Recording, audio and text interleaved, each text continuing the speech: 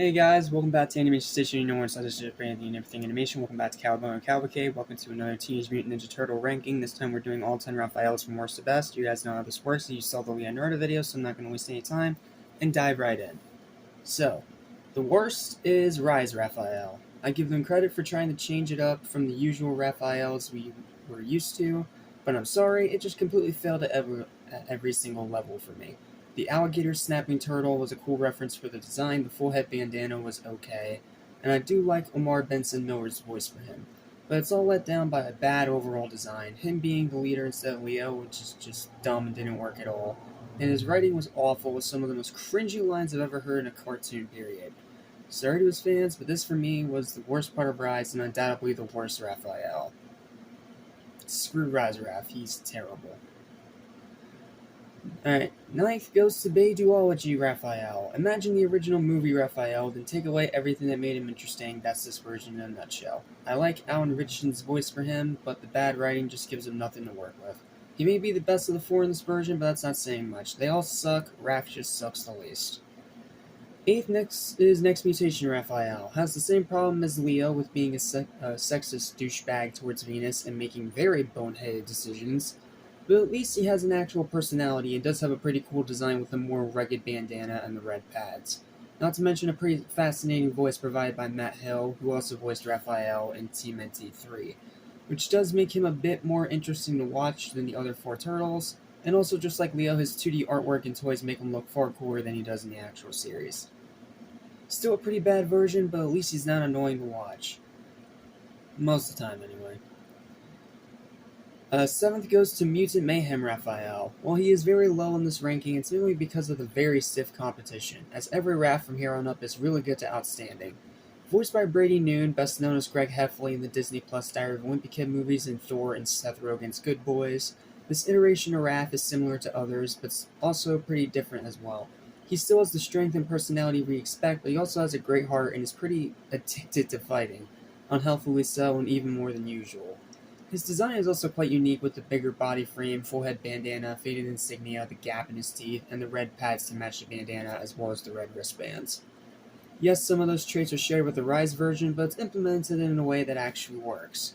While he's very much a side character since Leo is the main focus of the movie, he still gets some great moments and a decent bit of development. He's only this low because I feel like we need to see more of him before we fully judge him, but even with that said, I still really like this Raph and can't wait to see more. He may not be as great as Leo, but he's still a really likable iteration of the character. Sixth goes to 1987 Raphael, one of the funniest of the classic turtles and voiced by the legendary Rob Paulsen. This version of Raphael is beloved for a very good reason.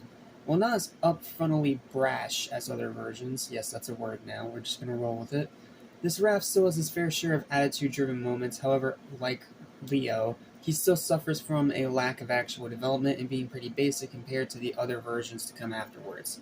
Still good regardless, though. Fifth goes to 1990's Trilogy Raphael. While 87 Raphael is good, the movie Trilogy Raph is great. Voiced by three different actors, John Peiss in the first, Larry Fosco in the second, and Matt Hill in the third. This Raph took the same concept as Leo and nailed it while also adding a great Brooklyn accent and far more attitude than the 87 version.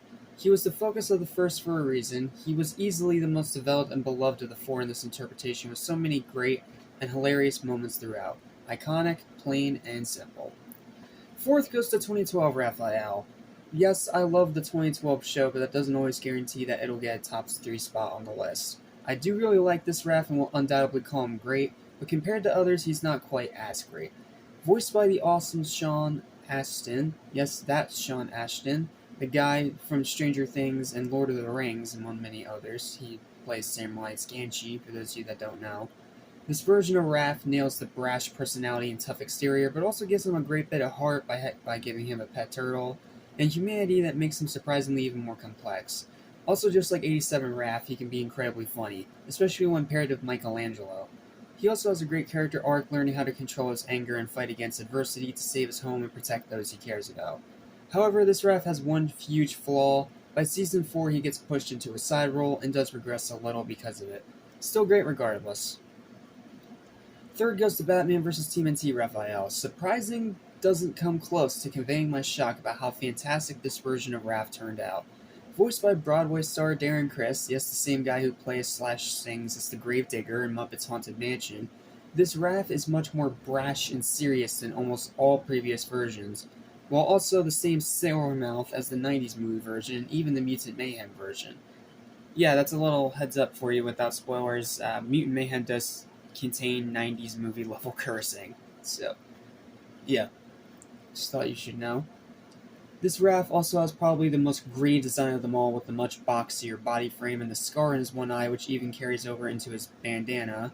His bandana has cuts in it over his one eye where the scar is, for an extra bit of detail.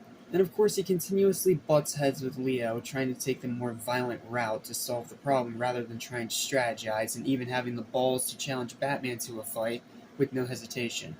But the biggest reason why this Raph is so high up on this list is his camaraderie with Robin, and how he applies all the lessons he's learned to try and guide him on the right path in his own way, and even stands up to Batman when he orders the Turtles to leave after the incident at Arkham Asylum. This Raph is truly a great character and deserves much more attention. Second goes to 2007 Raphael. Hate the movie all you want, you can't deny that they nailed Raph's character arc in this movie. Voiced by Nolan North, Deadpool, Nathan Drake, Hal Jordan, 2012 Krang, etc., etc., this Raphael is very unique from the others in terms of his actual development and character. After Shredder's defeat and Leo's exile, Raph becomes a one-man wrecking crew known as the Night Watcher, and keeps sending the scumbags of New York back to prison at night while also sleeping all day. What also makes this version interesting is that despite his anger towards Leo for always telling him what to do, he's greatly affected by his father's decision to send him into exile, and deep down still misses having him around. So when Leo does come back, all those emotions and frustrations lead to a boiling point on the rooftop after Leo unmasks him from his Night Watcher persona and he lets out all his built-out anger on him in one last duel. Raph does win the fight, but he realizes why Splinter chose Leo to be the leader, and how he almost killed his own brother because of his anger. Then he doesn't hesitate to rally everyone to go save him after he's kidnapped by the generals in the Foot, reconciling with Leo and giving him his new katana blades to lead them through this one last fight. This Raph was pretty much spot on in terms of personality, and also arguably the most well-developed out of all of them, with a truly amazing character arc that was superbly executed. Hate on this movie all you want, you can't deny that they nailed Raphael, but there's still one that's just slightly better. And that goes to my number one, in my opinion, the best Raphael goes to the 2003 Raphael. As great as 07 Raph was, there's no doubt in my mind that this is the perfect Raph. Bashful, rageful, cocky, well-developed, badass, stubborn, skilled, complex, and of course has that awesome Brooklyn accent. Voiced by Gregory Abbey, Tristan Taylor from the OG Yu-Gi-Oh! Duel Monsters, as well as Yusei from Yu-Gi-Oh! 5Ds, this Raphael was all around outstanding and very accurate to the comic book source material. Best Raph to date, and even 20 years later, he still has yet to be topped. And that's the list. Thank you guys so much for watching. Please don't forget to like, share, and subscribe, and I'll see you next time when we talk about all the Donatellos ranked from worst to best. Until then, thanks for watching. I'm Jack Small of Animation Station, and I'll see you next time. Cowabunga.